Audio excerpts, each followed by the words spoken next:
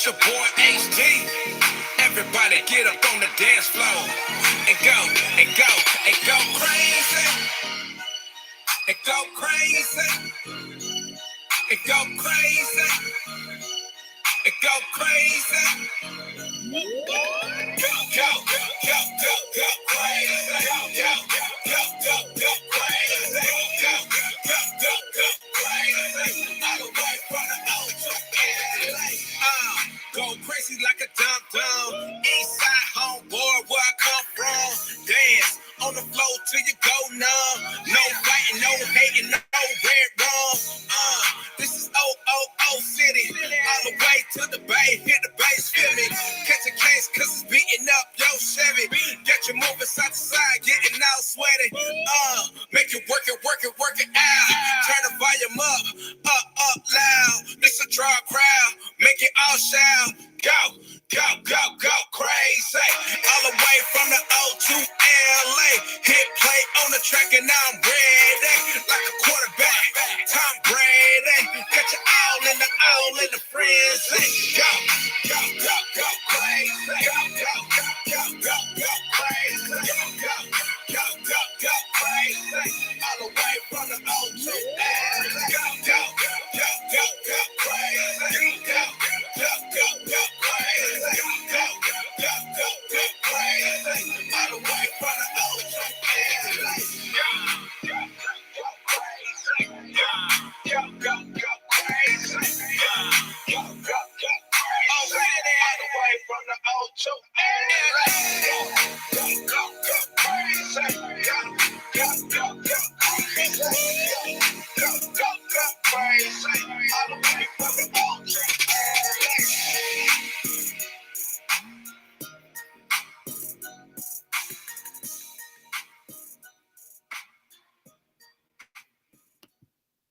What's going on, everybody? What's going on? So, what's up, Jake? What's going on, man? You gotta get this work done. You graduating in a couple of days, man. So I need you to finish that project. Look, as y'all can see, I don't know what my co-host is. So I'm trying to find her. She wasn't feeling good earlier.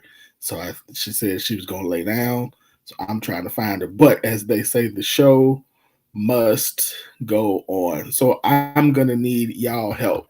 So I'm gonna need y'all help for real, for real. So what that means is even now as we are getting started, I need you all to comment all night. I need y'all to comment. I need you to hit that like button. I need you to hit that share button. I need you to tell me where y'all tuning in from right now. So hit the like button, hit the share button. If there are some people who you know who would enjoy this conversation, y'all tag them in the comments so they can come in because we've got a lot to talk about tonight.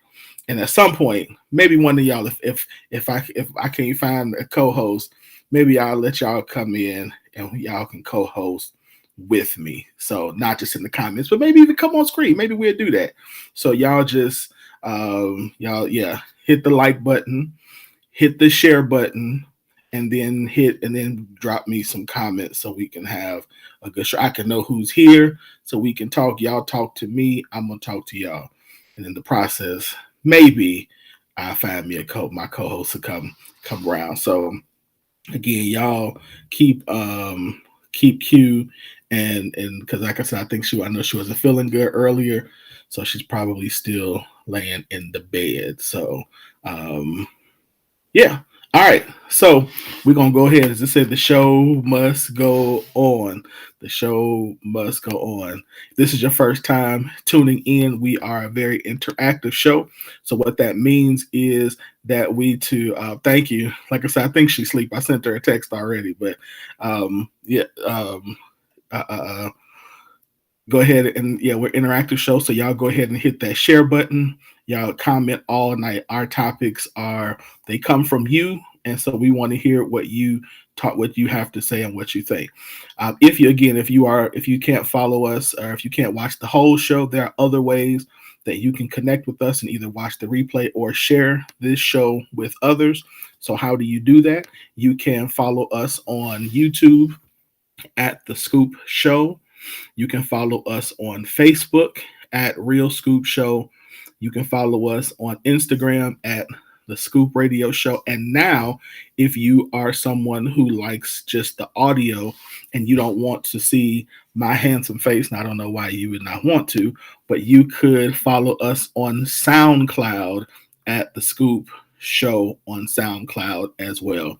So you have multiple ways that you can follow us and that you can make sure that you do not miss any, and I mean any, of the content on The Scoop. Also, so that's one thing. Also, if you have an event or something that is coming up that you need people to know about, then you should consider advertising. Don't consider, no, advertise with us here on The Scoop. We have packages, all sizes, all budgets, just for you that include show only or show and social media, or show, social media, and email. So let us know. Get with us at globaldriveradio@gmail.com if you have an inquiry, or want and have more questions, or you can just DM or inbox me directly, and I will help you. We could talk about what package makes the most sense for you, for your business, for your event, and we will definitely get you all hooked up. Then, last but definitely not least, straight out of the inbox. I don't even want my thing. My straight out of the inbox. So, if you have a question that you would like to see on the show, then you will see the hashtag straight out. You can send it to us, send it to my inbox, send it to Q's inbox. And what you can do, you will see us post it. We can post it anonymously if you like. But if it is something that pops, you will see it on the show, like you'll see the questions, the hot topics tonight that we're going to get into here in just a second. And you will see the hashtag straight out the inbox. So that is our hashtag that we use to let people know that these were questions that were sent to us and that you had questions for. You had questions about, excuse me. So again, if you have a question, send it to us at me or Q, or send it to us at the on the Global Drive Scoop page, excuse me, and we will definitely get it posted for you. What's up, Ebony? How you doing? So Ebony, I told him I'm looking for my co-host. So if you all see her, tell her I said I'm looking for her. And in between time, I might need to call on some of you all to be my co-host. So y'all stay with me. Keep commenting. Hit that share button. Or if you have somebody who you know would love this conversations or these conversations, then I need you to go ahead and tag them in the comments now. All right, y'all ready to get into these comments? If you're ready to get this week's hot topics, I need you to comment "Let's go" in the comments, and we're going to go ahead and get started. So if you are ready for this week's hot topics, then go ahead and put a "Let's go" in the topics. Thank you, Mom. I appreciate you. And we will go ahead and get started. Let's go. Come on. Y'all put "Let's go" in these comments, and we're going to go ahead and get started with this week's hot topics. Of course, these week's hot topics are brought to you all by you all. So you all sent them, you all asked them, and we posted them, and some of these questions are popping. So let's jump into the first one. The first one was not a hot topic that was sent. This was one that is trending in what's up, Calvin? How you doing, brother? It's trending. So if you guys saw this first topic, it was leaked day before yesterday, that the Supreme Court decision that is supposed to be coming, um, uh, overturning the landmark case of Roe versus Wade, that they are in the process of overturning Roe versus Wade. And so it was leaked. Some have said who it's from. Some have said who that one side has leaked it. The other said the other side has leaked it. But be that as it may, a piece of the draft was leaked, and now it is saying that Roe versus Wade is about to be under overturned. Excuse me. So I was reading one of the articles that said that this is a, what did they say? This was a singular and egregious breach of trust that is an affront to the court and community of public servants who worked here. So now they're going to do an investigation to see who leaked this story. So for those who don't know, um, Roe versus Wade Roe v. Wade is the legal. What's up, KG? Is the legal case that gives women the right to have abortion. And so what is happening now is they're trying to, we talked about a couple of weeks ago that in the state of Oklahoma, they are already trying to sign into law a law that says that it is illegal to get an abortion in Oklahoma, and it would be punishable up to 10 years. And then now they're going to at a federal level and trying to get it to where it is illegal in this country for a woman to get an abortion.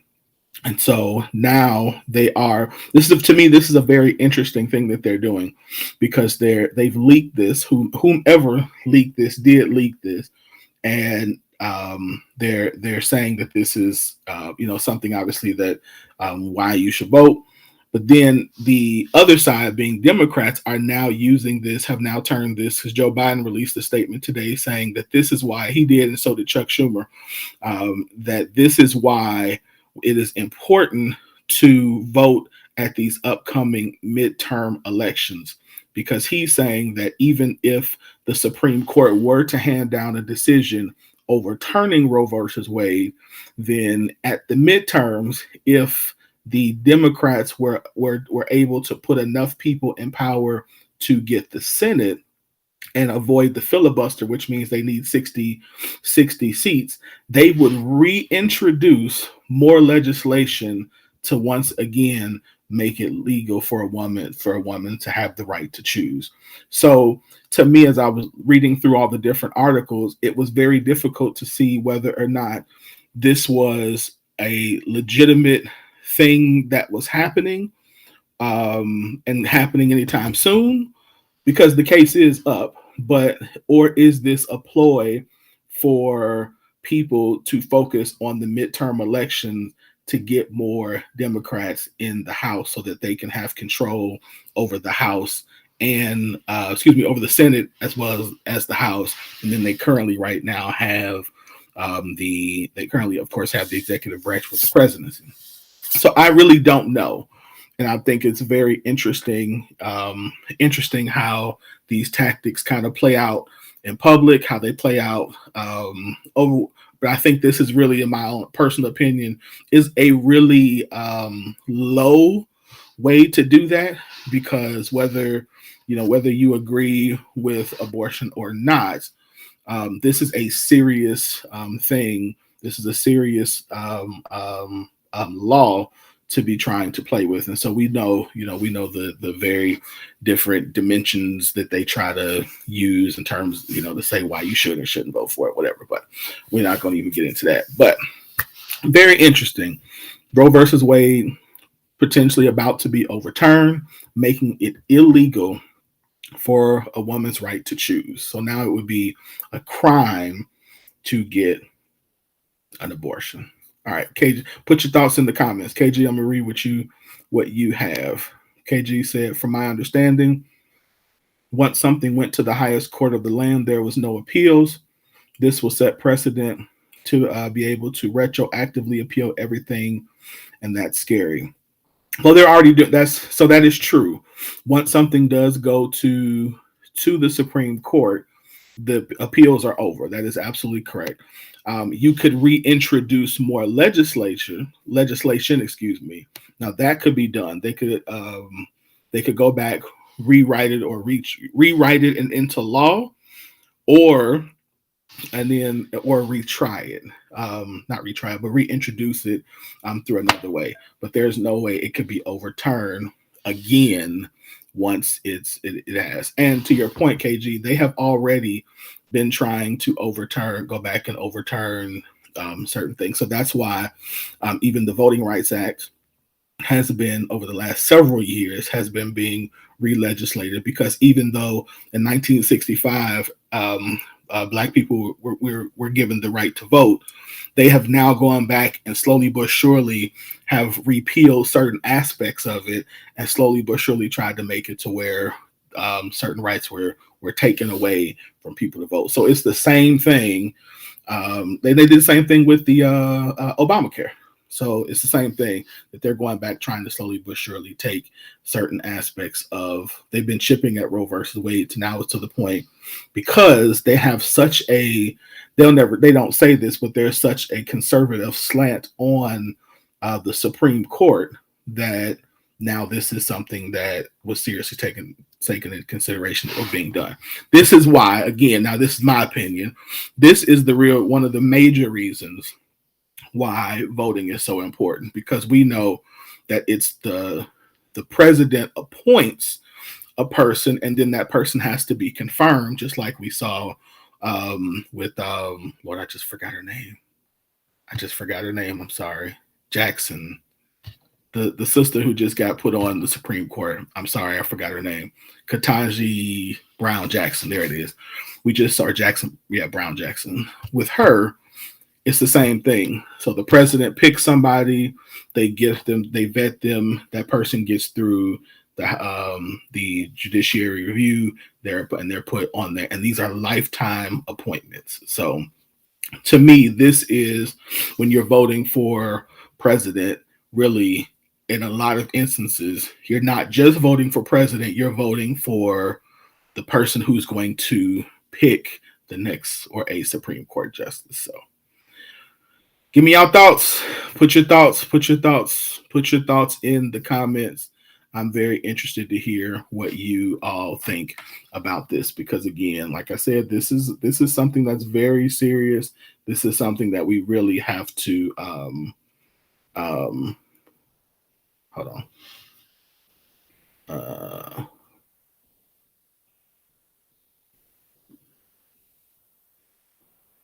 Okay. This is something that we really have to pay attention to. Let me see.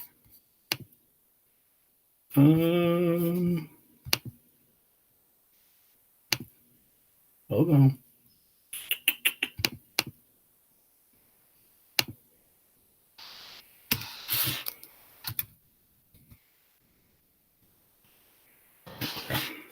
Coach, I'm gonna find me a co-host. So that's that. So that's the Supreme Court justice. All right, here we go. Here is the next one. Make sure ain't nobody else comment before I move on. Yep. Let's see. Abortion is a woman's business, and I'm gonna stay out of it. Yeah, I hear you. You know what's interesting, KG? You say that. A lot of men don't seem to think that. We've made this we've made this more of a religious or a moral thing than anything else. And I'm, as a person of faith, I obviously have, that I think that's definitely a part of our morality. But yeah, I don't think that that's my, like you said, I'm with you. I'm not a man, so that's not something I have to decide. So, and I would say that if a person, just because a person does agree with the woman's right to choose, does not necessarily, doesn't mean anything different about their faith. In my opinion, that's my opinion. So my opinion. All right. Shanae says, leave women alone and let every woman decide what's best for her. If it's not for you, don't do it, but leave other women alone. Yeah, that's kind of my stance too, Shanae.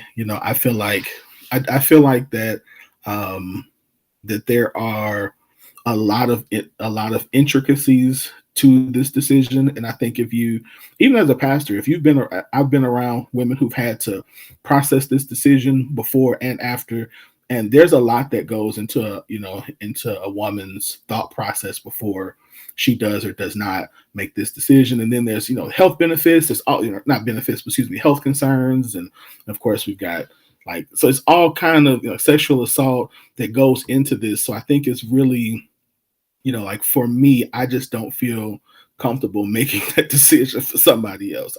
I don't. So that's me. I promise I'll probably never ever run for office to have, you know what I mean? So, but even if I did, I don't feel like that's my call to tell somebody how to do that. Just like I don't feel like, I actually would argue that that's probably more in line to what Jesus would say. But hey, I've been called the H word before. So, all right, here we go. Let's move to the next one.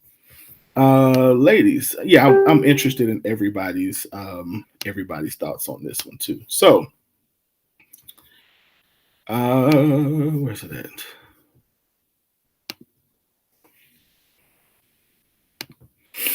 All right, so ladies, what would you do if a man were to send you this the day before y'all's first date?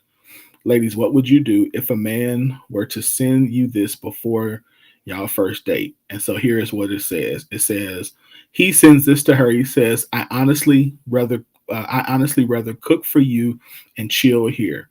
I'm broke right now, and I'm broke right now. If I go out tonight, it'll hurt me in the long run tomorrow. If that's cool, let me know what you have a taste for so I can get on it. So, ladies, um, if a man sent you this on the first date, how would you respond? Hold on, let me see this. So drop your comments. Let me see. So I think I might have some. Hold on.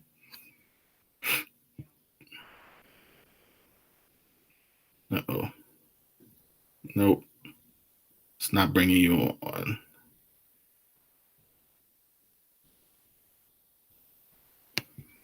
So, ladies, what would you do if a man sent you this on before your first date? We'll read some of the comments on the post. Yeah, I was going in. I was the great majority of the ladies, I will say, on this post said that they would not be comfortable with this.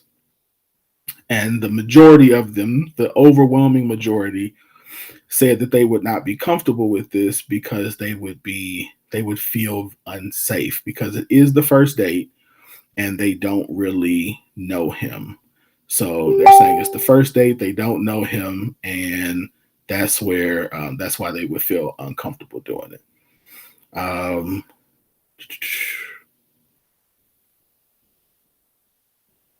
Somebody, Jamaica says this lad had other things he should be concerned about with. Joy on the post says, I appreciate his honesty. Um, Jay says, I'll be all for it. Heck, married people do this all the time. It's called adulting and saving wisely. Charlotte on the post says, I would go if it were me because the first sentence was all I needed to hear. The way I am, if it's our first date, we've been talking for at least 3 months, which to me, so Charlotte says something that I think was very interesting that I added to this, where she said that if it was our first date, we would have been talking for at least 3 months. And to me, I think that was part of the thing was, I know, like for me, usually if it's a first date, like we've talked for a while, and I know now a lot of times that doesn't happen. Like now it seems like you meet somebody and then within a week or two you are already going out. uh Sorry, yeah, Q is still asleep. She's not feeling good. Okay. So yeah, So I figured that for ladies, the real big issue is the safety aspect of it because you don't know them, you don't like you don't know them and it's new. But for me, like I remember pretty much when I was dating, it was like okay, we knew each other, so because we knew each other, we would spend time talking on the phone for months. You know, like you might talk to them for a month on the phone. You might talk for for a couple of and then so now going, you were comfortable with each other, so that might be a little different. Now, I actually agree. Um, Again, that it definitely is a safety issue. So I would not typically do a first date in a home, but again, like yeah. So I can say like with me and Jamie, like that was our first date. First of all, it was in COVID, and we had known each other of each other for several years. We had talked for several months, and then when we met again, it was COVID. Everything was still closed, so it was in the house. But that was again, I think that wouldn't be normal. Shanae, what do you say? Kels, I'm trying to bring you on, but every time I do, like you come up, but your picture doesn't come up. So I don't know what that is. What's going on there? So like I have you on right now, but but there's no picture. So if you want to try to log back out, log back in. Um, let's see. Shanae says I will offer to pay, but not going to house. Really, really. I'm surprised that you offer to pay. She says if something happens to her, the consensus would be, why did you go to the house in the first place? Yep, I can agree with that. Jake says, I'm a dude. Um, but first date, I would definitely see the safety concern. Yep. Established relationships, I don't see it being a big deal. I agree. And that's pretty much what everybody on the post said, the same thing. Like if we were dating for a while, then that's cool. But if this is our very first date, then I don't know you. Even if we, and even said they, to my question, they even said, even if we've talked for several months, that's been over the phone, that hasn't been in person. So I'm still not comfortable, which again, I think says more about the times we're in than anything else, because I probably would have thought about that 20 years ago. We can go to the library, the park for coffee, etc. Yeah, that's true. That's true. That's true. There are definitely free things you can do. KG says, why does he want her at his house? That's too soon anyway. Away games for the first 6 months is a must. Yeah, and I think that's another part too. KG is we also have to think about like what does that like yeah, you're also trying to like you're trying to, at this point you're still trying to be impressive. You know what I mean? Like, you're trying to impress her, you're trying to do certain things. So what does it, during that stage, to me, I'm wondering what does it mean to really like want to go to his house? Well, I'm wondering, what do you all think about the fact that that he's told her like that he's broke? Did anybody besides me find that kind of interesting? Because I know most guys, at least I'm not gonna say most guys, I wouldn't feel comfortable or confident telling a woman, "Hey, I'm broke right now. I can't do it." I don't know if I would feel comfortable with doing that. Would y'all? I wonder if y'all would y'all feel that would y'all be cool with that being like, hey, telling a woman on the first date that you just met or that you don't know on a romantic level that hey, I'm broke right now, it's gonna hurt me in the long run. Or y'all, I done been on dates before, and this is in college, but no, it was post college. Now that I think about it, oh, I did one too where like I was trying to impress her and I was like, we went on a date, and after we were like, where do we go? We went to this is my ex wife. Went to the zoo. We went to someplace else, and then like for dinner, We went to On the Border. That tells you how long it was. 20. I was early 20s. But we went to On the Border, and I had like I think I had like $20, and whatever she ordered was like $12, and I was like, oh shoot, I got like $20, and so I ordered like the cheapest thing on the menu, which was like $4.25, and she was like, "That's all you want? You not hungry?" And I was like, "Nah, I'm kind of full. I was starving." But I knew that if that bill came back over $20, I couldn't pay, and I wasn't gonna tell her that, so I just couldn't. So I just lied. I ain't gonna lie. So yeah. So I don't know. I'm. That's just my pride, probably. Calvin says, "I'm curious as to how many would continue to talk to the guy after he suggested that. I get the safety part, but would they still talk to him after this?" So, Calvin, interesting enough to your question, a lot of the ladies actually on the post appreciated the honesty. But what their concern was, and they said that they would continue to talk to him, or they wouldn't just like throw him away just because of this. But what they would want to see, that they were more so disappointed in his lack of creativity. Like, there are a lot of free things out there. Why not suggest some of those things? Or why not suggest like postponing, or even saying, "Hey, I can't right now until um, for another week," or something like that. They were more so saying that, as opposed to not. Here we go. All right. Look who I got, y'all. I told y'all I was gonna find me a On to my co-host. life. I told y'all I was gonna.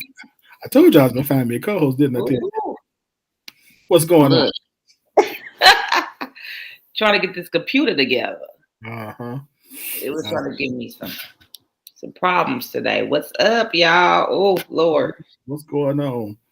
This coming back. I've been coming off my second workout, so y'all have to, y'all have to excuse Kels is my in the middle. Kels is in the middle of doing the 75 hard challenge for those who don't know. So yeah, what day is this? What day? What for you too? This is day 2, and It's hard, ain't it? ooh, look, yeah.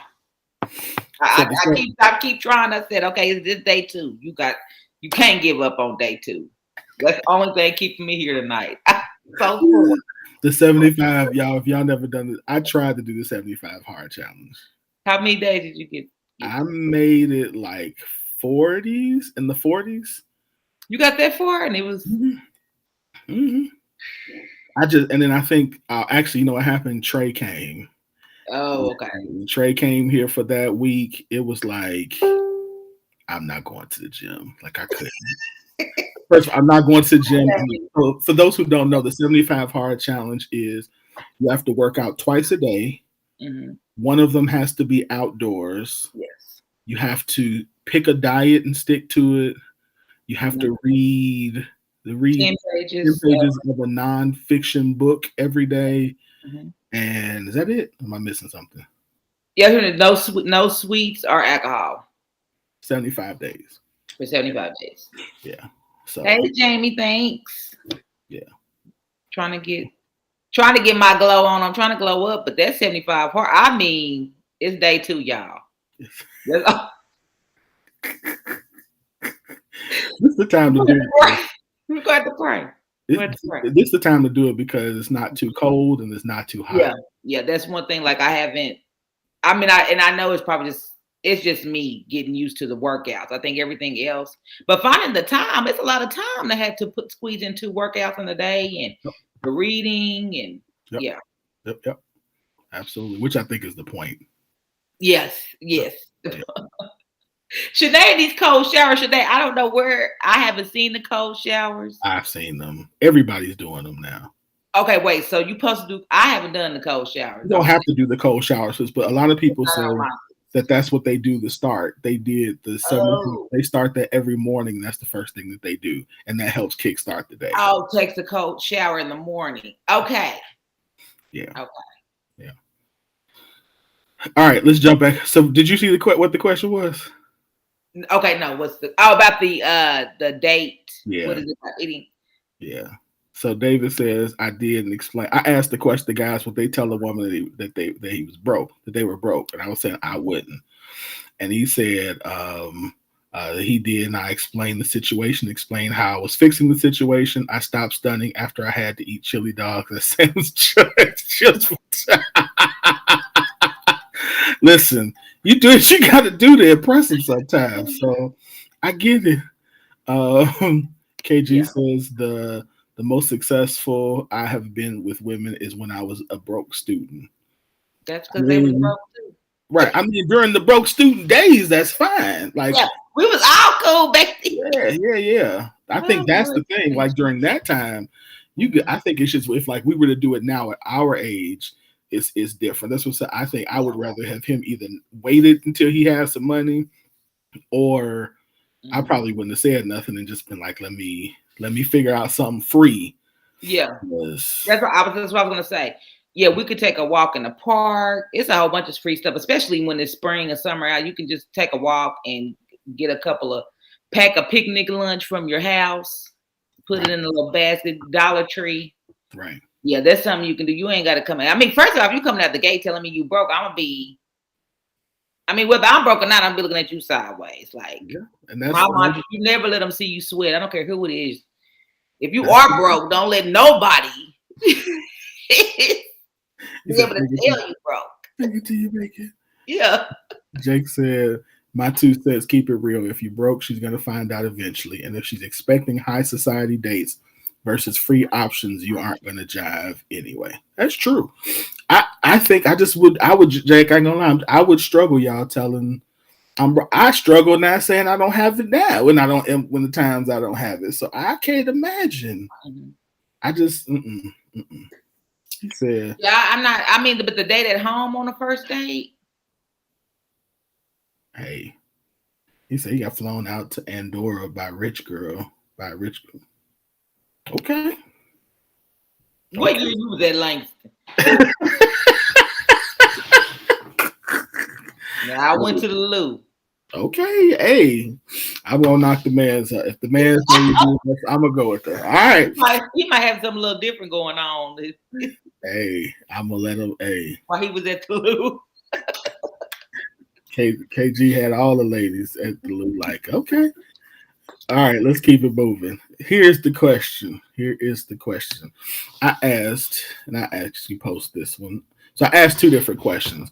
I asked this, what's the worst lie you heard from someone you were interested in? And then I asked, what's the worst lie you said to someone you were interested in? So we'll start with what's the worst lie you heard from someone you were interested in? And then I asked, what is the worst lie you said to somebody you were interested in? Kels, what's the worst you've heard? Oh, I'm trying to remember. I know you've heard some doozies. It's been and I get so mad because that's one of my pet peeves. It ain't. Nobody wants to be lied to. But if you tell me some stupid lie, if you tell me a lie that's unbelievable, I'm gonna take it personally, like you think I'm stupid, and that's gonna be a problem. It's one of my triggers.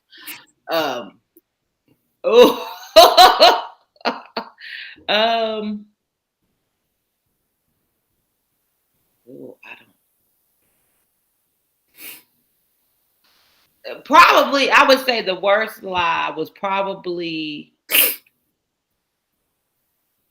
and I think it was like he had a ball of lies. It wasn't even like a bad lie. He just said he was single, but he actually was like engaged to be married, and he was living with a woman for a long time. And y'all probably heard this story before, and it ended up being like where his whole family was like calling me and asking me who I was. So this one lie he told, we talked on the phone one time. So he probably was cheating elsewhere, but it wasn't with me. And I was trying to explain to the young lady, it's not me. We've had one conversation, but like his mama called. Wow. Her sister called, and his brother called, and her brother called. It was the whole family calling me, to the point that I was like, okay, yeah, I'm about to I don't know, call the police or something. I don't even know what to do but stop playing on my phone. So That was probably the worst situation that started from a lie, and it was that I think he said he had just moved to Oklahoma City, which I don't know, maybe they had, and it was family already here, but yeah, it was a whole night full of phone calls. So I had to say that was the worst. At least he told the wrong lie to his baby mama wife, whoever she was. Yeah. So I'd say that was the worst. Here's some of the ones on the post. So of course, there were a bunch of people who said that they were told that the person was single when they were actually married. Dre posted. He said that you're too good, and you are too good, and not enough. You don't have enough roughness or hood in you. But she said he was a simp. Okay. Yeah. Melvin said that he was too short, but then she turned around and married a guy shorter than him. Let's see what else. Oh, Misty's was funny. Misty said a guy asked her, "Can you pay for the dinner? My debit card got stuck in the ATM machine."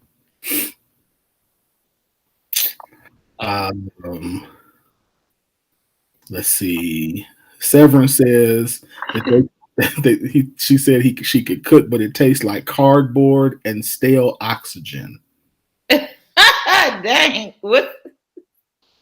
Joy said a guy told her that the guy was her cousin, but that's my cousin, but it was his girlfriend of 4 years. Nicole says this dumb guy said his wife was killed by a drunk driver. He didn't understand the magnitude. She said he didn't understand the magnitude of my relationship with God. Needless to say, if you want to play games, I can play them better.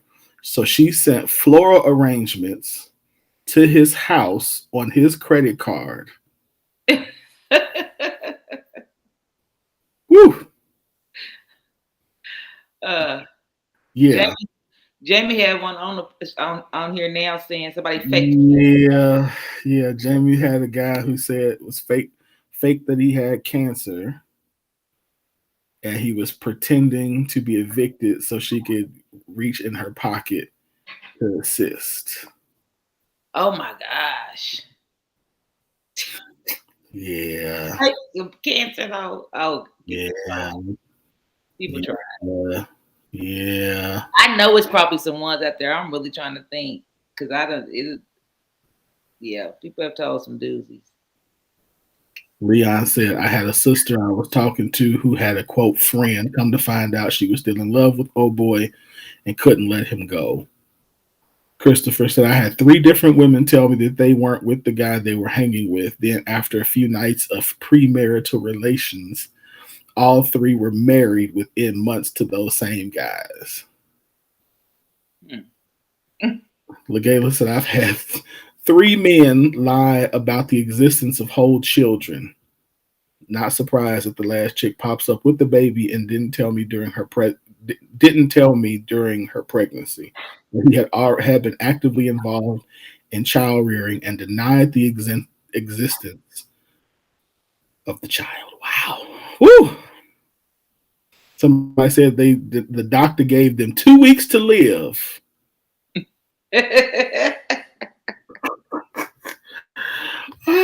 Somebody, Latanya said, he said, yeah. Go ahead. I was going to say, now there was one time a guy we went on 2 dates, and I remember asking him specifically about if he was married, and he said he wasn't. And I was like, you don't have a girlfriend and all that. I remember asking him that, and then probably it was about 2 or 3 weeks down the line, I had cooked, and he came to the house, and he thought I had the cloth that you wipe your glasses with was on my coffee table. He thought it was a prayer cloth. So I remember I was coming out the kitchen, my little sexy attire in the plate. He was like, man, I just got convicted. I got to tell you something. And I'm like, what? I remember standing there. He's sitting on the couch like this, and I'm like, what? He's like, man, I saw your prayer cloth. I am married. Blah, blah, blah. I said, prayer cloth. I kept looking at him like, what is prayer cloth? The eyeglass thing you wipe your glasses. That's what he gets. So.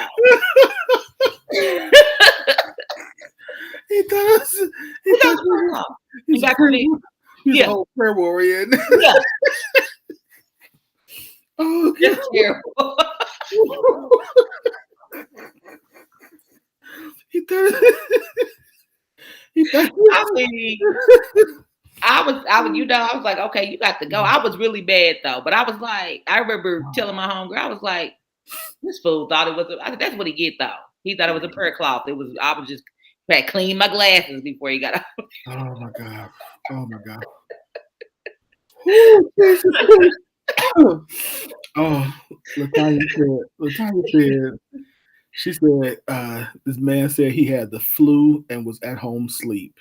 She said, Life's 360, and his mama said he wasn't home. He was in Texas with another woman. Glad I dodged that bullet. Oh, wait, the same person, not a lie to me, but to someone in his work phone. I think it was the same woman in Texas. He texted as if it was his mama and said, this is the guy's mom. He was really in a bad car accident and has been air flighted to OKC. Meanwhile, the woman was in his hometown at a hotel letting him know she made it. He was actually in OKC with me. Woo! I cannot. They be telling some dudes like that. Why? Well, I'm gonna tell you the worst lie I've ever told. Mm-hmm. The worst lie I ever told to somebody I was interested in. I told them I was a virgin, and I.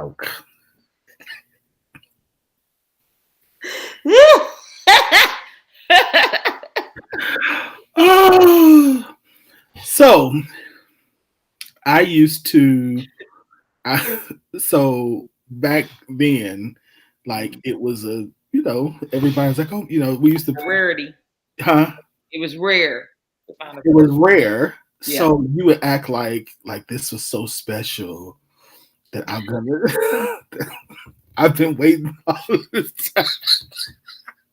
Oh my gosh. I can't. If my mama watching, I'm sorry.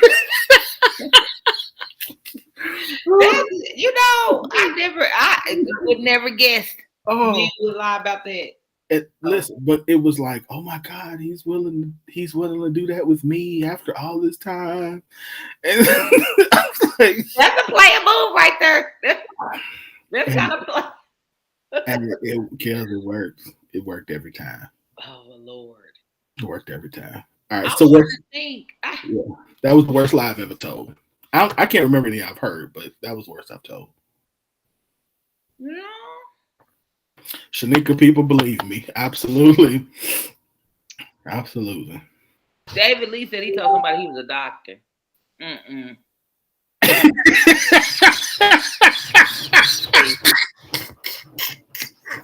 He said I wanted him out weekend. Well, yeah. Oh God. I'm trying. I don't know if that's always been half my problem. I probably should have told some lies on some dates. Oh yeah. You know what? I will no. I probably the Lord was probably just saying, like if the last time I was with somebody or something like that, that's all I can think of because it ain't too much. I try to be pretty much upfront.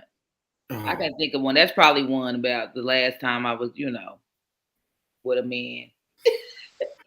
I think most women we gonna stretch it out a little bit. Y'all always lie about that. I've told you. We're gonna add a couple of weeks or something on that. Y'all go anytime a woman said you'd be like she lied. 3, that means 6. We was only together for 2 months. That means 6 months. Yeah. I know. Sorry. All right, let's move on before I get in any more trouble. Yeah. We go past that. This one's a little more serious. Okay.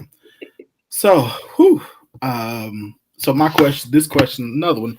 Actually, I found this one. I can't remember where I found this one, but somewhere else. The question is, so how often do you check in with your partner to ensure they are happy with your relationship, and if there are any changes they would like to see? How often do you check in with your partner to ensure they are happy with your relationship and if there are any changes they would like to see? So let me give you the story behind this.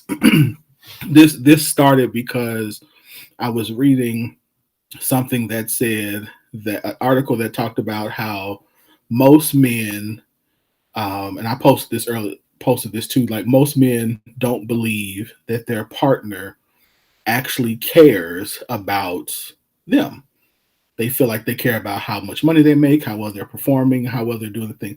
So, and then it made me wonder, like, how often are we asking these questions? How often are we really checking in to see if our partner is happy? Yeah, are they happy? Is there anything they want us to do different? Are there any needs that anything that they need from us differently in order to be more fulfilled in our relationship? So, what are your thoughts? Hmm. You know, probably that's gonna sound real bad. I don't think I've ever like specifically thought that. Okay. Oh Lord. Sorry. Speaking of relationship, not in relationship, but that's the boo thing. That's the boo thing. Call them. Send them the link of the show and tell them to come watch you. Yeah, I, I would do that because he would be like, "I can't answer." But no, I really, it's been a long time since I've been in I would say a serious relationship where I guess would say I would care, but yeah, I never made it like a point to do check-ins unless there was like if I sensed something was wrong, and that's probably not, So yeah, I'm Right. gonna be honest about that one. Right. Yeah, that's not. Yeah. And so you're actually right. So Baba Turner said men hate when we do that. Actually that is typically true. Yes. Men when especially if you say we need to talk. We need to talk. I got something. You're like, oh Lord, what did I do? What did I do wrong? Lord help. So that's absolutely correct. Yeah. But I thought it was a good question because I think and I wrote about this in my book too, where I was talking about how important it is for us to do regular, I said daily check-ins, like or establish some type of communication routine. So whether it's 15 minutes a day, like right before as you're going to bed, whether it's once a week. I talk about the annual coaching session. Excuse me. So I have this thing where I do like every year where we sit down and talk about like a regular not SWOT but coaching session. So we talk about what went well, what didn't go well, like come up with the action plan um, for that following year. And in the comments, Dre actually put that that's something that him and Danielle do every year that they do that. But you got to put that you got to at least on a regular basis ask the questions. What is it that you need from me? Like, what is it that I could do better? Or yeah, KG says that he just once a week asks, baby, give me a progress report. Like, yeah, whatever it is. But I think that it's really helpful just first of all to ask the question. But I think to establish that question is a question that you really want the answer to. So where I got it from too was thinking through the whole Adam, where out thou question. So y'all know, in Genesis, Adam and Eve do the thing. God asks them, where you at? Like, Adam, where are you at? And he's not asking the question because he doesn't know where Adam is. He's asking the question so Adam can self-reflect on where he is in the moment. So same thing. So we can self-reflect on our relationship. So we can self-reflect on like how we're doing with one another. So trying to figure that out, or trying to make the relationship safe enough to where a person can actually say, like, you tripping. Lately, you have not been on your game. Lately, your attitude has been trash, and I need you to adjust that. Like, I know you're busy, but I need you. I need some quality time. I need, like, to me, those are healthy relationships and the other person can say, you're right. I have been super busy with work. I have not been attending to your needs. I'm sorry. And we can move forward and adjust and do what we need to do to change. So I think that's something that every healthy relationship should do, and do it on a regular basis. So yeah. And so, what were people on the post saying? Most people were doing like once a year. I see somebody says once a week. Yeah, on once a week. Let's see. So somebody says it seems like every 36 hours. Leon says several times a week. LaGayla said he's probably sick of me checking on him, his mental and emotional all the time. Felicia says weekly. Justin says, I don't think I did often enough. Just assumed that they just assumed since they never said anything. Eugenia says every day, both formally and informally, by both observation and direct communication. Jamaica says, when I have a partner, I check in regularly. I try to be cognizant and aware of my significant other's feelings and desires. April said relationship checks-ins are once a month. Jesse, I love Jesse, says never, and this is probably why I'm single. I appreciate that. Let's see. Calvin said he don't have to check in because she'll tell him she likes to keep me informed. Michelle says we check in once every 2 weeks. Robert says with every interaction. Corey says limitless. He says our energy is off. And she and I is going to say something. Dre said we do a big end of the year check on our anniversary dinner. That rawness and realness helps us focus on the next 365 days. He says I also every night ask, and I love this question, how can I best serve you and what do you need from me? He said that's open, powerful conversations. Rita says every couple weeks. Janine says once a year, or if we sense there's something off. Shannon says I check in all the time. Yeah, so I agree. I absolutely agree that this is a dope question. KG said I started doing this after watching a lot of red pill videos on the internet. It seems like most of the videos of the women were not being heard, so I decided to do some listening. Listening is a key. Listening is key. Woo! Yep. Jamie says this actually increases the intimacy and relationship because it's a conscious effort to be heard and to hear one another's heart, which tightens the bond. Absolutely. And especially when I think what's even more powerful is when you do this and the other person can see you trying to adjust. Yeah. Like that's huge. Like if you like, hey, you're not doing this, and then they were like, oh, okay, they start doing like, oh, they paying attention. Like this is cool. They actually want me to be okay. Yeah. So Jamie says I used to be horrible in previous, but it's a regular thing now. And I would agree. She's correct. Jamie says that makes sense. Then you don't have to try and find that. How do I bring this thing up? Yeah. No, you don't. Yep. Agree. Yeah. Agree. I can see. Yeah, it's huge. It's huge, and I'll say that one of the things that I struggled with is because I am a super perfectionist, and in my mind, I have to do everything right. So like it used to when I used to brace myself for these conversations. So I'm like, oh, because there was so much like guilt, like, oh my God, I'm not perfect.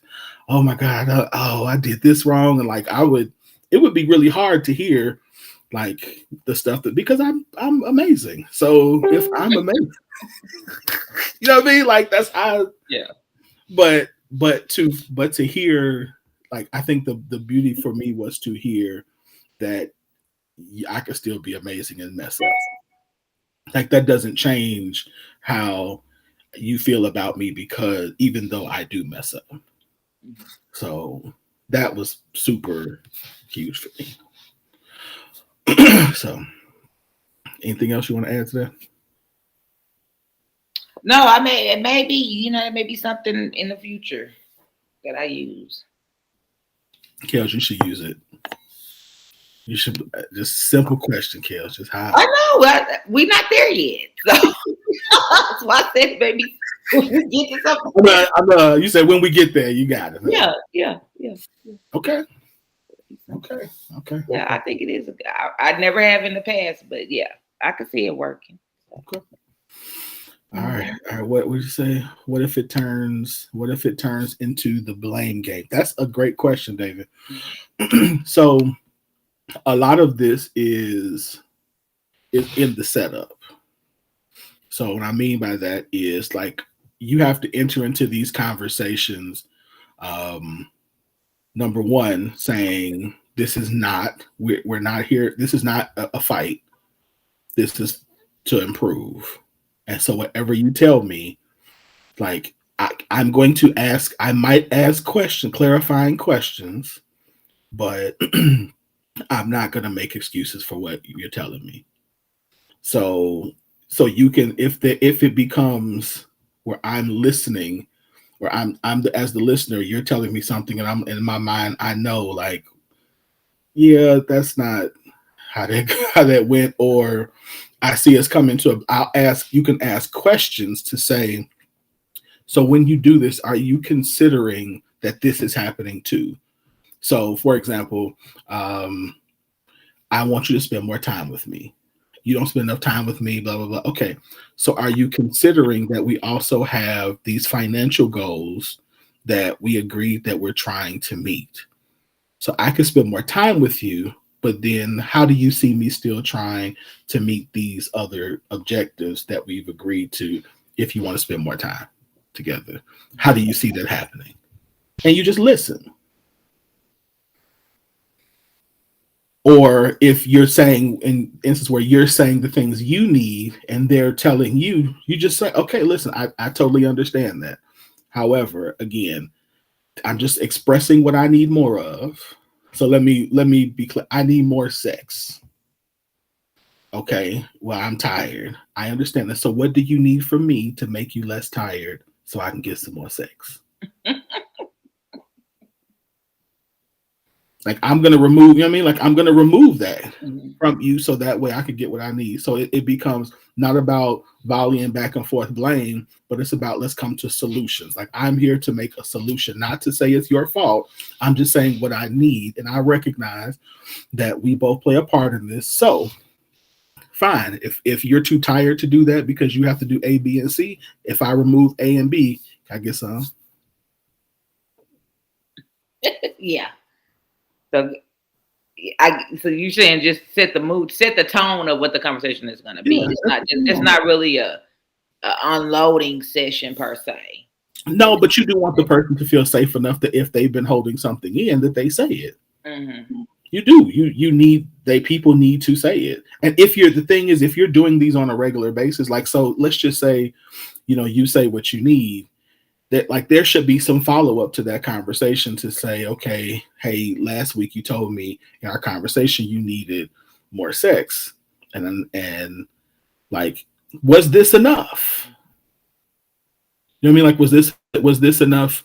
Was last week's sex enough sex for you, or do you need more?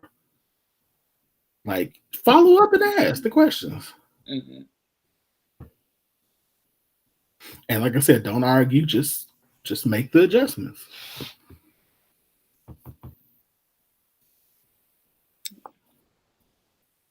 Because you got that look on your face. All right. Oh no. No, I was reading David Lee's comment. This was No, I just typically though. I just that's a male thing. Yeah. yeah.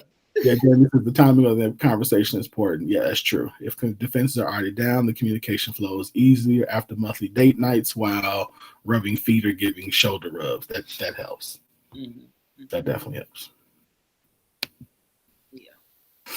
All right, let's go ahead and let me run this ad real quick, and then we're gonna get into the second half.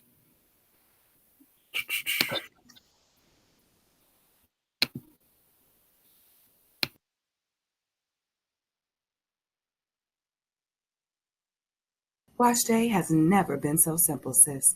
Let's be honest. Rarely is spending a day bent over the sink and stuck under the dryer considered ideal for self care. We got things to do, okay?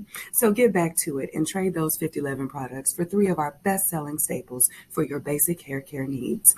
Cleanse and condition your curls with our super rich, deliciously citrus scented Quench shampoo and conditioner, and lock in that bounce and shine with our Do Me Daily moisturizing cream that gives your coils the proper stage to show out no matter how you decide to style. Grab yours today at elegancebydesign.com. All right, all right, all right, all right. Get your elegancebydesign.com today. Love you too, big brother. All right, I'm trying to find this video here so I can. So this is our first one. I don't know if you this one. We will come. I will come back to this while I grab the video. All right. So the second one is.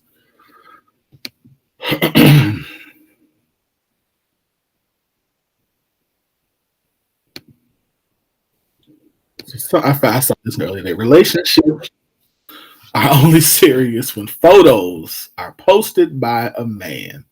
Relationships are only serious when photos are posted by a man. Kels, what you think?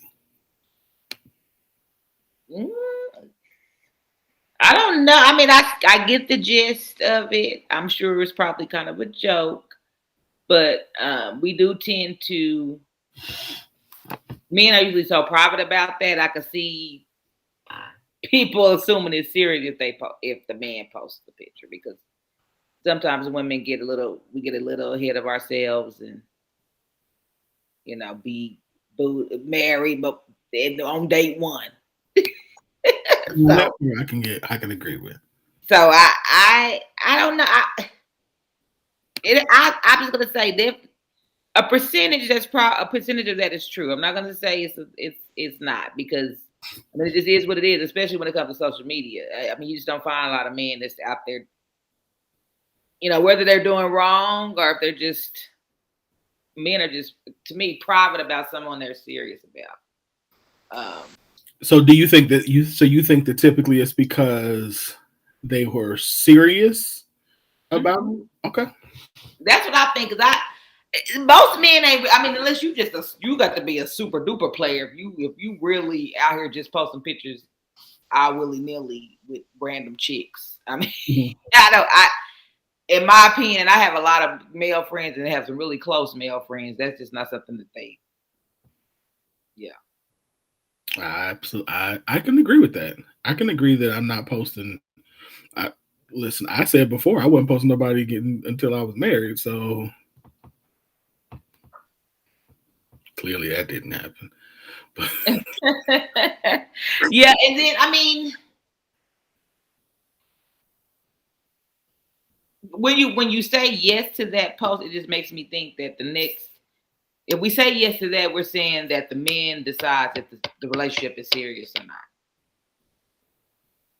If we say yes to that, I guess that's what makes me hard to just say totally yes to that. That's actually a very interesting perspective. So you don't think that the man does say that? That the man determines if it's serious or not? I mean, in the grand scheme of things, I guess yes. Because we usually wait for the man to ask that question. And then it's typically the man who decides if it's gonna be that or not. Or to declare his intent, because typically if he does not declare intent as a woman, you move on. So I mean, it's not to say that women are powerless in that dynamic, but in terms of like affirming what is or is not, I can see that. Yeah, I mean, hey. We're confirming, not affirming, but confirming. Yeah, I guess so. Yeah. Yeah, but I posted before that, even though I already knew it was gonna happen. But yes, Shanae, you're correct. Yeah, that's a tricky question. It is. If you say yes to that, you got to say yes to a lot of different things dealing with the status of the relationship. I mean, and I get what the other, even with Joker. Now I get the point too, also of like in our current culture, posting on social media is supposed to mean like I'm not hidden. He's not hiding me. He's not. Oh, well, yeah. He's not. He's not. But as I was reading, as I thought about it, the post after I post, I'm like, I know plenty, bro, men and women, who post a person and be writing in somebody else's inbox, like, clearly, like on the other post, they're saying people saying they single and they married, and so it's like, I mean, they're not saying how serious, but how many people? They just said how serious that relationship is. True. Yeah, Check says. Definitely see that. Yeah. On the post, Check says if your relationship levels are based off social media posts, then y'all are already in trouble. I agree with that. And apparently, a lot of people, like 23 people, liked and loved that, and I agree with that. But I think that for some people, there's this sense of, if a person doesn't post me, let me say this, I think depending on how they move on social media too matters. Yes.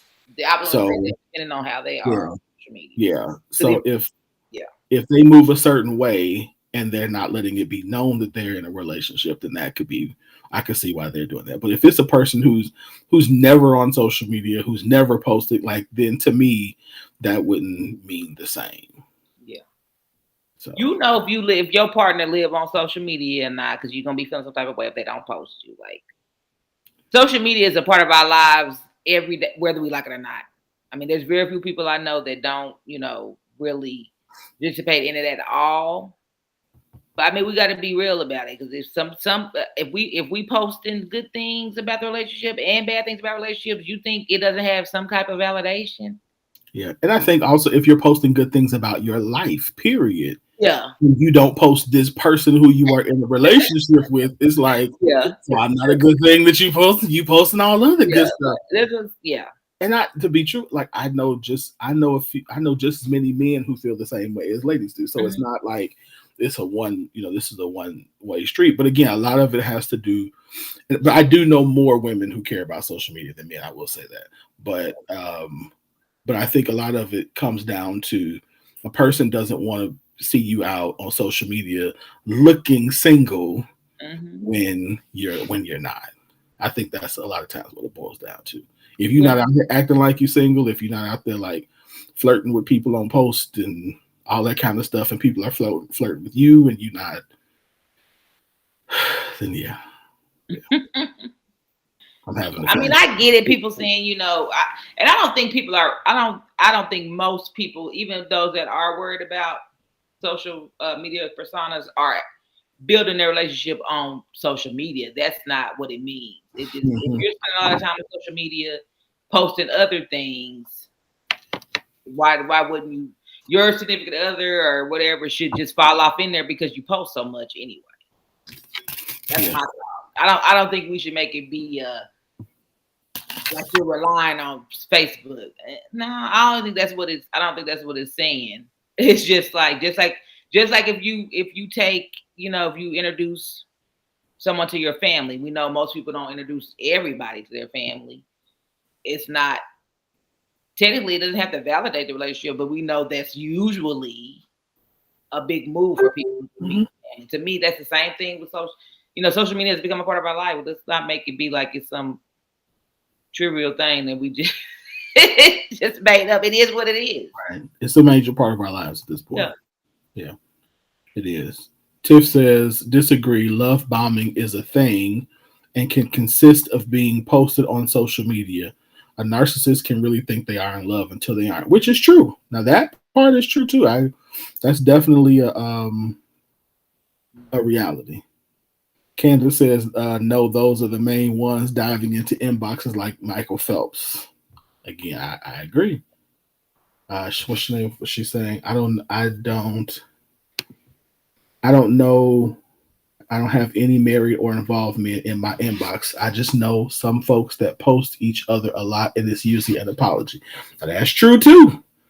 Yeah. I ain't gonna lie to you. When people I know unless they normally do it, if they post up, I'm like, well, what do you do now? What she do now? Well, they must be in trouble.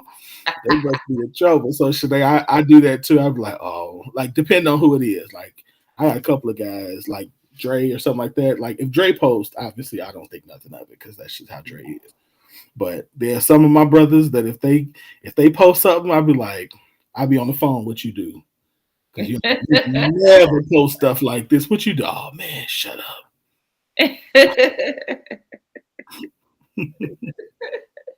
Oh god. Wolf says a female will be blue in the face before I announce our status on the internet.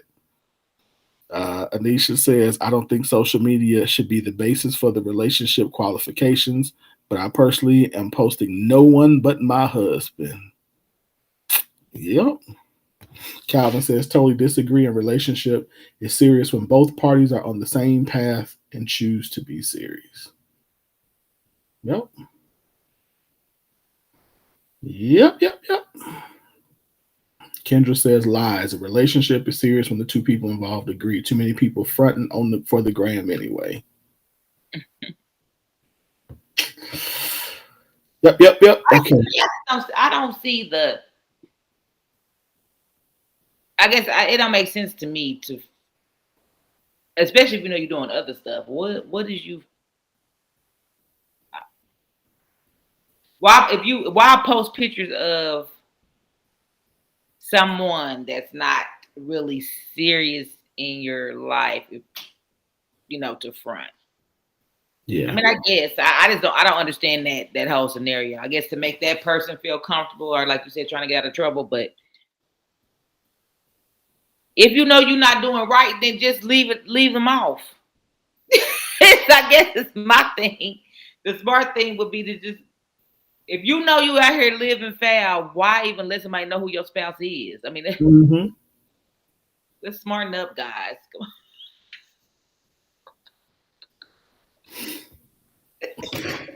That's crazy. Yeah. All right. Let's see. What's next?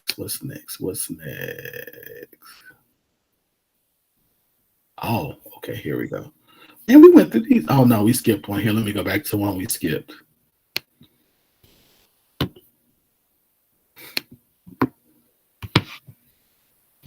Watch this video and Kells, tell me what you think.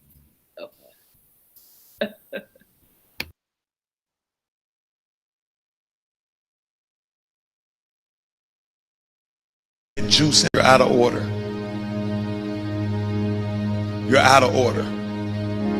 Don't do it again. Don't ever bring anything to drink in here again, except during cafe time. And also, if you guys are going to be the church musicians, you need to be on the instruments 15 minutes before service starts, or else stay out there.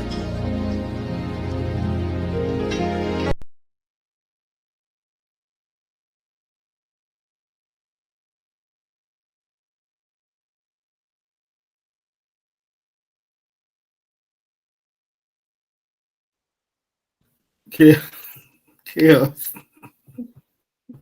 Is that serious? Kells. Is it that serious? We had the music playing in the background. I just knew it was a colloquialism, or there was going to be. I just knew it was going to be something else to that. That definitely could not be what we talking about.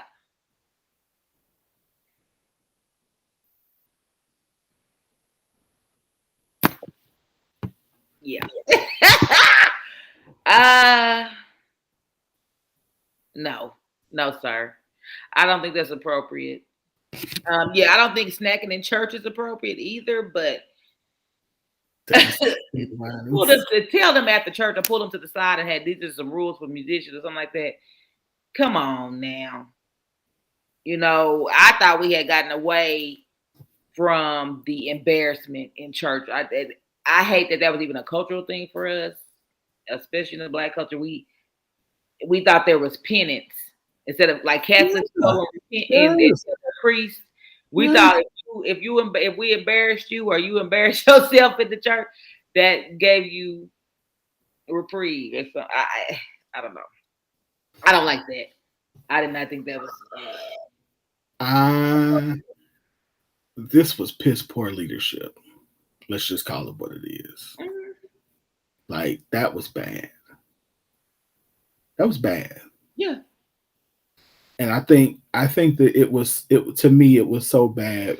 First of all, I don't know this person, so I asked questions. First before I made an opinion, I want to ask questions. So I said, like, have y'all had this conversation in private? Yeah. Was this a conversation that would have been had in private and then they just kept doing it, so you addressed it publicly? Like, I wanted to know, like, how do you expect someone to honor you and respect you if you don't honor and respect them?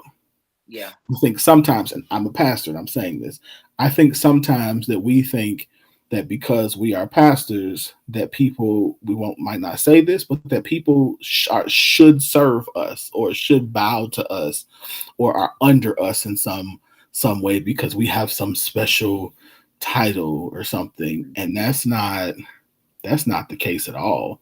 Should you as a pastor is there a reverence for, like, an honor for the position? Absolutely. But just like I'm going to honor you as being an image bearer of God, period.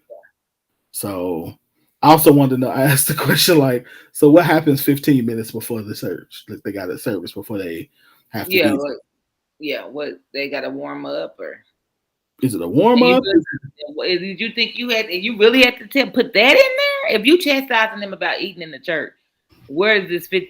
Where is the rest of the speech coming from? Like, you done gave them a whole. That's something you do in a meeting. Like, that's when he hit and one more thing. When he said that, I was like, here we go. I was mad at the music in the background. They were playing. They were still playing. They were playing. Yeah, they're playing. Why you talking crazy to me? Like, okay. They over there steady chewing and playing this sad music like it's about to be altar call, and they getting a whole chewing up. I've been to churches who are like 15 minutes before they want the musicians playing and they want, like, people walking around praying and stuff. If that's fine, again, but let's have this conversation in private. Mm-hmm. And then I of course asked the question, like, so they can't have juice, but can they have water? Like, is water okay, or is it just juice, or do we not drink at all? And if that's the case, I don't know a pastor who doesn't drink in church anyway. Okay, but it says snacks on the. So I was wondering, I'm like, was he just talking about drinks, or were they like eating in the? He said juice first. He said, "Don't you drinking juice in the sanctuary?" So that's why I was like, okay, where does the juice come from? Again, I don't know any pastor who does not drink. Yeah, drink something. Drink water, orange juice, something after, during, before you teach. So is that only reserved for you, or like is the reverence like there's a reverence of the sanctuary that doesn't apply to you because you're the pastor? What was? I just wanted to know. I just needed to know. Yeah, I'm laughing at Janae. Yeah. David had a good comment too. David said, out of line. I had a pastor ask me why I didn't pay my tithes on time. Was this in church service? I hope you didn't ask you in front of people. Man, you wouldn't see another tithe. I bet you that. You talked yourself right out of all my tithes. Pretty much. Because I'm now officially giving them to another church. Mm-hmm. Mm-hmm. Don't play with me. I just don't understand why people think that is okay. Why do you think it's okay to talk to people like that? I don't know. Mm-hmm. And I'm sure most of them, if not all the musicians, are probably grown. So you sure walk the fine line. They said I didn't even. They say I didn't even know he was was the people playing. He was talking to. It was the people playing he was talking to. He would have heard his bum from me slamming the covering on the piano. Unless it was, listen, you wouldn't have heard that if it wasn't my keyboard. I'd have been listening. You just like, it went silent. Yeah, it'd have been. That's this show would have been silent in that mug. I would have been still playing behind them. It would have been silent. I just don't understand why people think it's okay to talk to people like that. Don't embarrass people in front of the crowd. Like, come on, man, let's stop that. We've come too far for that. Especially again, you want people to come back, but you know what? To your point, Kev, like there was a time when that was super normal in our church. And even on the post, people in there talking about we're just sensitive people. We're too sensitive. We have to reverence the sanctuary. We can reverence the sanctuary, but again, I'm not suggesting if that's what you wanted, you can't say that. I'm just saying say that in private. Because to me, was that in the middle of his message? Like, when was that? Because if they was playing that music like that, to me, it seemed like it was either at the end of the message, because it was like altar call music, in my opinion. Yeah. You wanted that's calming the crowd down and trying to take them through the throne, and you gonna let me throw this tidbit about this juicy here while I got y'all attention. Like, come on, man. Yeah. No. Not a bro. Meek said people get soft when it comes to the church. No, they don't. People just want to be respectful in the church. It's respectful. It has nothing to do with soft. Nope. It's hard for people. Well, I ain't gonna say that. I'm gonna put it like this: less people are blind followers in the world today. There's too much information out there. There's too many options. Religion is a choice. Church is a choice. You got to have customer service. We'll have more customer service at our jobs than people you're supposed to be showing God's love to. And I'm gonna leave it at that. People not gonna stand for it. Nope. That's probably it. And you know what? And that's a lot of times, not being funny, Sinead, that's actually what happens more than we think. Mm-hmm. Like, and I get, again, I get the frustration of, like, he's probably got a lot of frustrations happening, mm-hmm. And feeling like, feeling probably a lot of things, but that's just not the way to handle it. Over some juice, man. No. I'd have been like, yeah. I done said some things to some pastors that I know God when God see me, he gonna be like, he'll give you the stank eye. Yeah.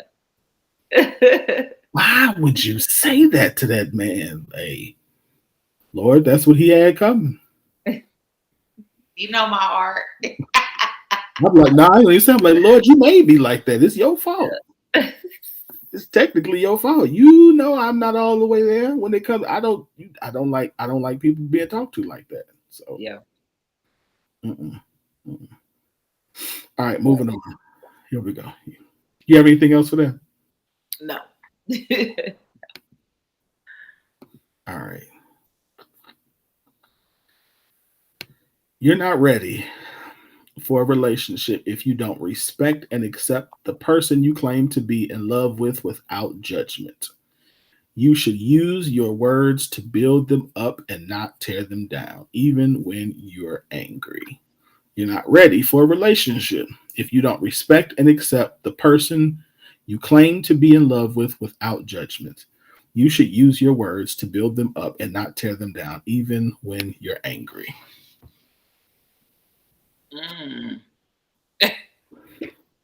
That's a good statement.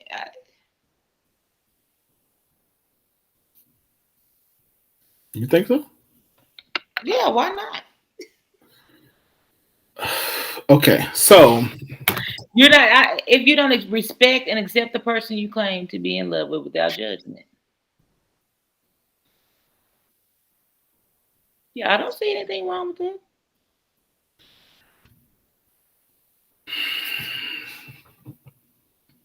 Okay. So I agree that first of all, you should not be in a relationship with somebody you don't respect. Let's start there. If you don't respect them, you shouldn't. But I don't see, and I could be missing something, so that's part of the reason I post this, is I don't have an issue with making a judgment. So a judgment is simply discerning so something is right or wrong. Mm-hmm. I think we all have some things that are wrong with us, right? Mm-hmm. So I can accept them and still make a judgment that they're doing something wrong. I can still love you and and respect you and understand, like, and come to the conclusion that something you do is wrong. Right? Like, am I missing something? I don't know. I guess when I hear the words without judgment, I'm thinking about judgment. The word judgment, in my opinion, is a ruling, like a condemning of something. Like I'm not, even if I think you're doing something wrong, I can't judge you and put you in hell, in heaven or hell, or put you in prison, or I use judgment as that's that far. So Okay. when I tell people I don't judge, not saying that I'm not going to tell you if something is wrong or don't sit right with me, but I'm not going to condemn you for something that's wrong. And so maybe that's the interpretation of the word judgment. That's why I don't see anything wrong with that, because to me, we have plenty of friends that we're close with that we don't agree on, and so why wouldn't you think you would give that same courtesy to someone that you're in love with?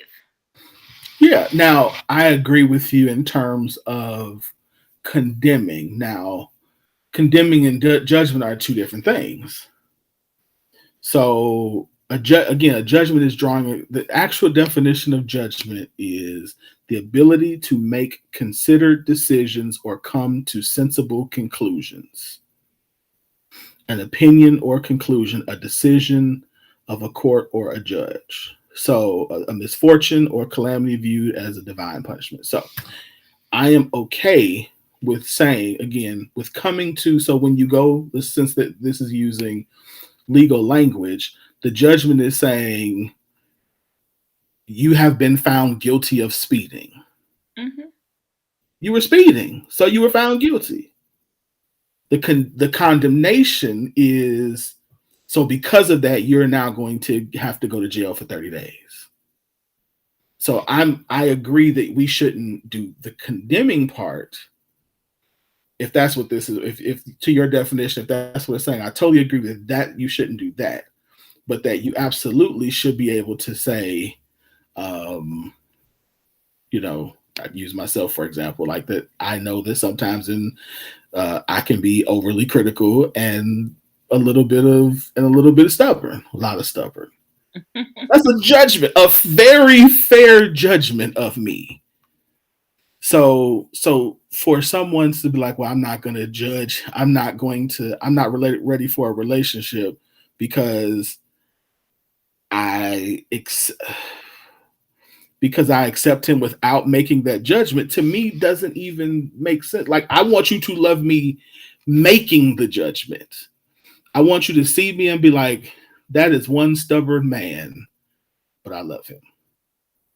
To me, that's more impactful than I don't judge you for being stubborn. You're not stubborn at all, Kel.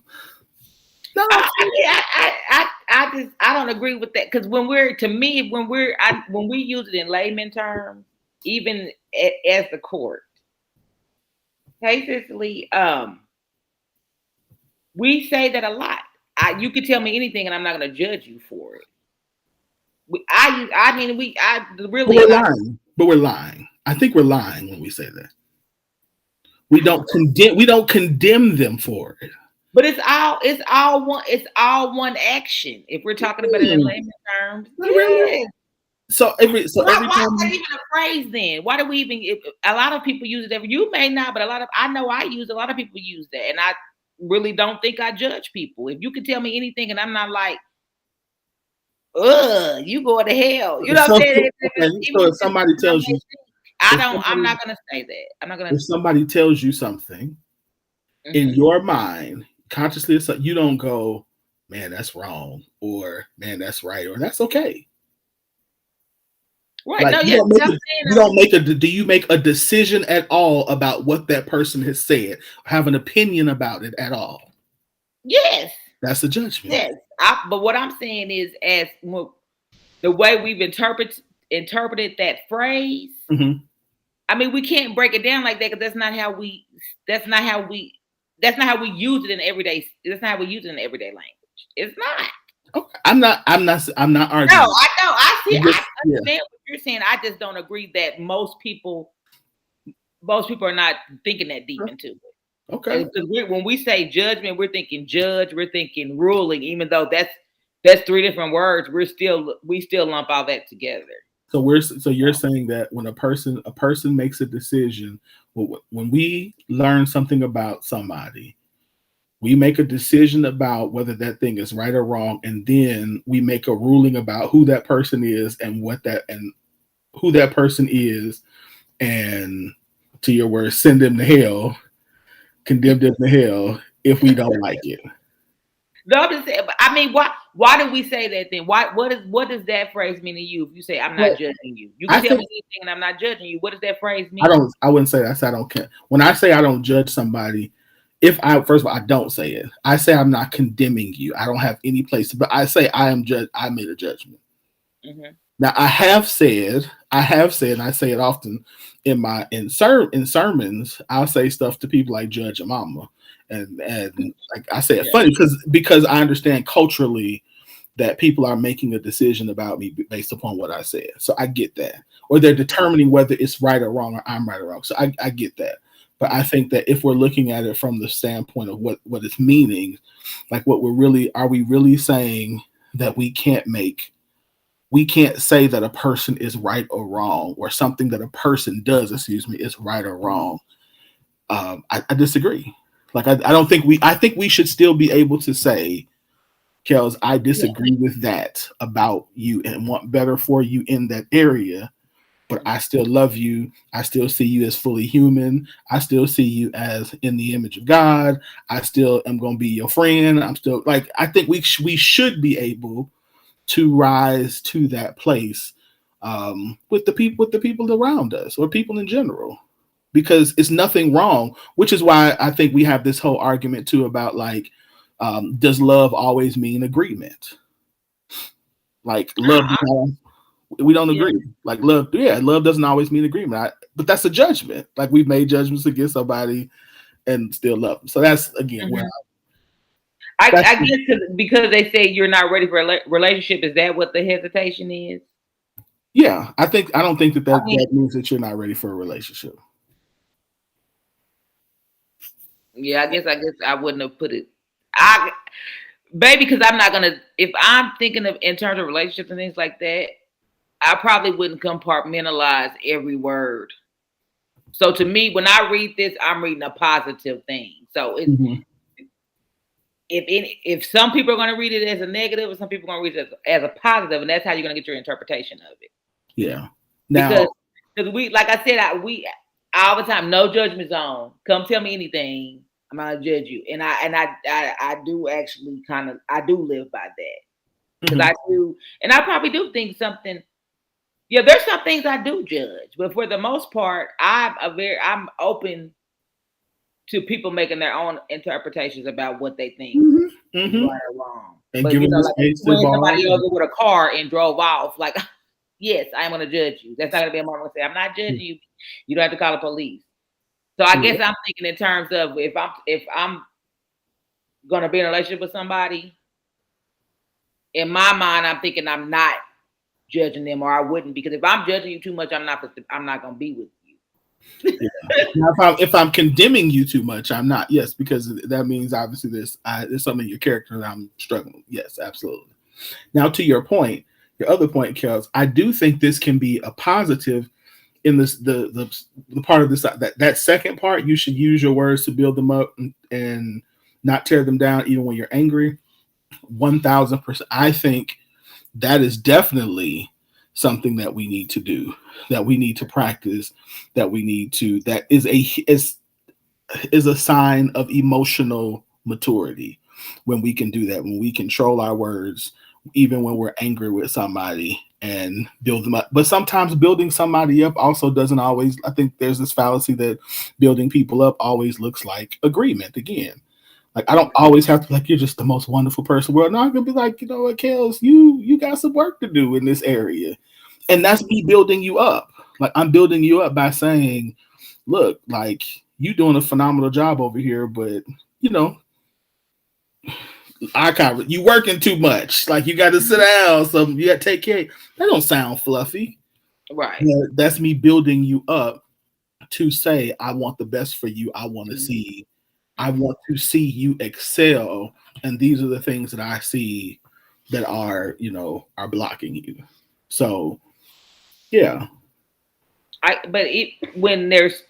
If to me, one person wrote this. Yes. And that's a fluid thought. Mm-hmm. So for him or her to say, you should use your words not to build them up. To me, they're saying, you said something to me, you judged me harshly, and that's why I'm saying this in that second part. You see what I mean? So I know we're breaking it down because that's what we do. We're intellectuals. That's just what we're going to do. But to me, somebody writing this is somebody like she told her partner or he told his partner something, and the partner went off the rails, and this is the person responding and saying, you don't do that. Yeah. Don't judge me and tear me down. You should build me up. You see that? So that's the interpretation I'm having. So I can see if we do compartmentalize, I was saying compartmentalizing it, yes, that makes sense. But if I'm reading it as a whole statement, I'm putting a whole scenario around it in context. I guess the creative side of meeting the intellectual side is going to say this is more of a positive statement. But I mean, I get it. Yeah. I get it. I don't see saying something's right or wrong as judgment, but technically I can see it from the definition. Yes. Yeah. And that's good. That's good. I'm glad you brought that out, because that does bring some different clarity. So okay. That's why I said I was reading this like I gotta get some help on this, because I don't, I'm gonna pick the words out. I'm gonna take the words to the Greek. What is in the Greek? What is judge? I was getting ready to say that comes from the Greek part, but too in the conferences and the business meetings we have when we have to argue down to get our point across. We're gonna get to the basis of this. Absolutely. Like 2 ofs in there, so I know you meant this. Yeah. Absolutely. It's all good. Let's see. They said we both right. Judge. That makes sense, because the second paragraph goes deeper into building up, which will speak more to what Kels is saying. Yeah. Yep. That's why I ask. Okay. All right, we got time to do this last one. This is the same person that wrote the last one, wrote this one. It looks like they use the same font. My mother once told me, every time you forgive him, he will love you a little more, but you will stop loving him. So the day he loves you the most, you will not feel anything for him anymore. My mother once told me, every time you forgive him, he will love you a little more, but you will stop loving him. So the day he loves you the most, you will not feel anything for him anymore. Ooh. That's too much. I'm not. You know what? I'm not doing it. That's too much. That's too much. You know what? Go keep forgiving him? What you not gonna do? I'm just saying, I'm not gonna try to measure my forgiveness against his love. I'm not gonna. I mean, that's ridiculous to try to measure those two things. Anyway, especially if you're in a long-term relationship, you know how many times you probably have to forgive your partner in a day, let alone, like, to me, to even try to measure that. We're not on this is not a P&P.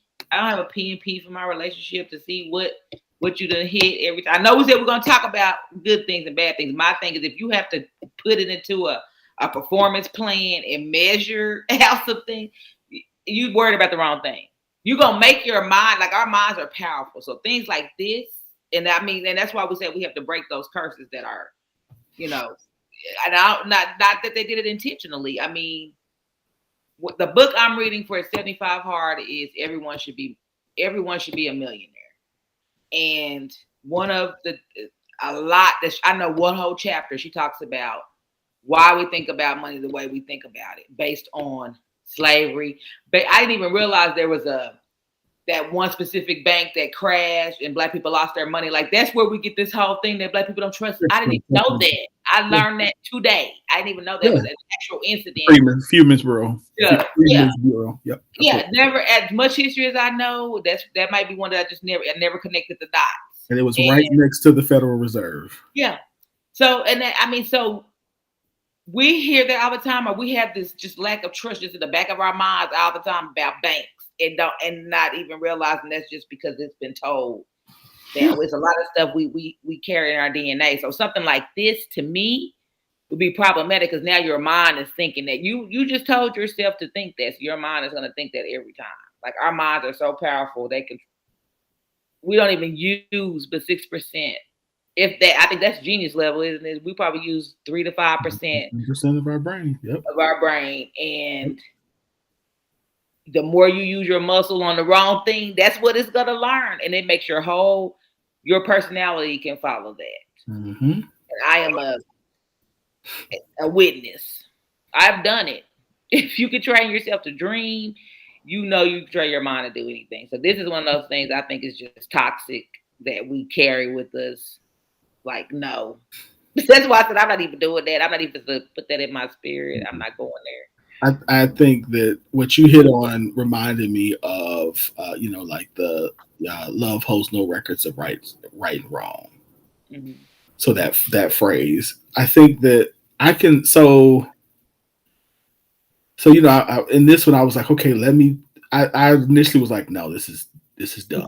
But so I'm like, okay, let me back up and kind of process this. And then I thought, like, okay, in a certain scenario where, like, the person is always cheating,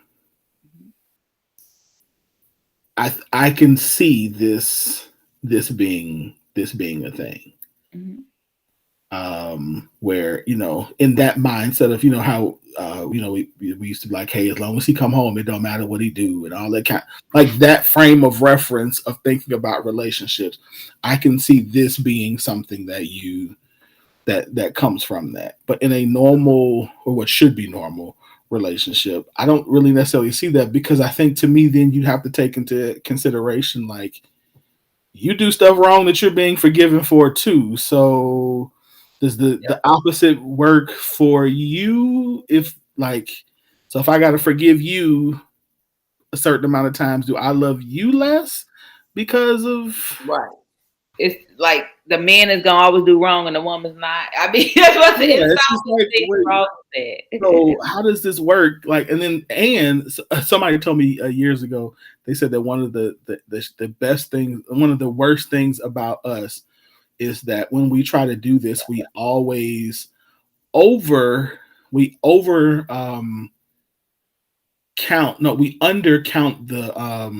the impact of what we do wrong, but we always over the impact that somebody does to us. So we think that what we do has less impact than what somebody does to us. So if we were using numerically, we would be like, well, what I did should have got me 1 point off. Right. Whereas what you did was 10 points. So yeah, you in the rear, you owe me 9 points. It's like, but to the other person, what you did was probably 10 points.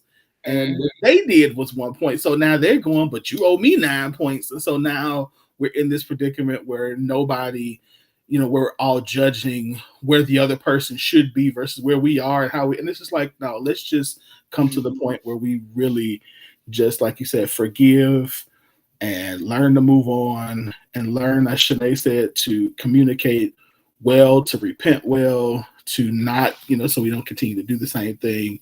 And just grow, and not be walking around. And if a person consistently continues to do something like cheat on you, then leave. Right. Yeah, don't even count. You don't even need to be counting. Yeah, forgive him, because that's what it seems like. We read it. If you choose to leave, yeah. If when we're reading that, like, as not knowing what the background is, you're including everything, but again, that seems like that's it seems like an emotional post. So you're probably talking about a specific thing. And if we knew that specific thing was, again, why would you count the time? You know, who's sitting and clicking and counting the time? If you're doing that, it's probably time to go. Now, that's real too. If it gets to that point, it's probably time to let it go. Yeah, Dave says the words of Reverend Dr. Pastor Dave Hollister. Bye, girl. I gotta go. I can't stay. Want to be a billionaire and not a thousandaire. I need a body. That's it. Sinead says her mom probably wasn't allowed to work then and had to stay. It's a lot of grandparents that slept in separate rooms and no one questioned why. Yeah. Yeah. I mean,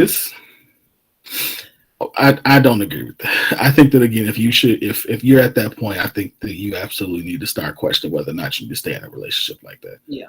Because they're not supposed to be like that. Like, they're supposed to be places of forgiveness. Mm-hmm. I'm supposed to forgive you. And you're supposed to recognize the gift that comes with being forgiven. Yeah. Like, that's a gift. That's a person really loves you if they're willing to forgive you. So you're supposed to recognize that and be like, man, this person truly, genuinely loves me.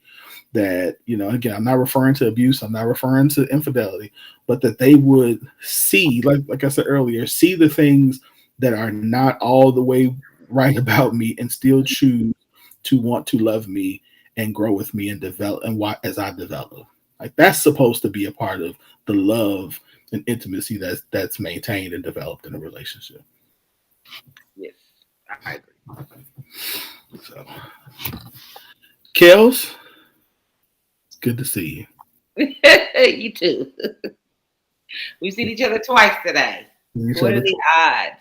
We've seen each other twice today. We miss you. Yes, I miss the scoop too. I now teach on some Tuesdays.